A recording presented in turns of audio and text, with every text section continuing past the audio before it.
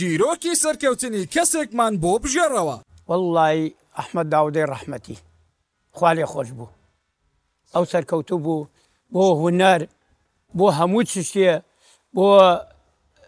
دڵنای، بۆ نایەکەی والێدا لەگەڵمانە بوو لە ئیزگەی بەغا لەملا لە کوردستان هەموو ئەچمانە هەموو عەشارەتێک دانیشتمان لە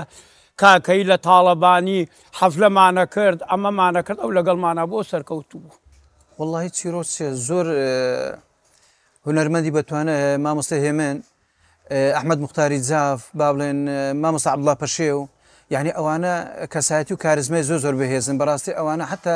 لە شەعرەکانی یعنی ناتوانم وەسفی بکەم، یعنی تا بڵێ کەسایەتی بەهێزن. چیرۆکی سەرکەوتنی کەسێک ناتوانم ناوی کەسەکە بەرم، بەڵام کاتێک کە لە ڕێکخراو بووم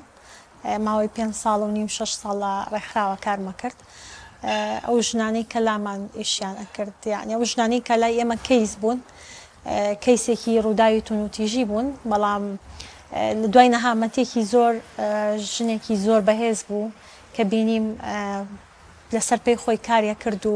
سەرباری ئەو ڕووداوە گەورە و قورسەی کە بەسەری هاتبوو ژنێکی زۆر ئازا بوو، زۆر سەرسام بووم بۆ ژنە، هەمیشەش لەگەڵ خۆیان باسمە کردەوانێ.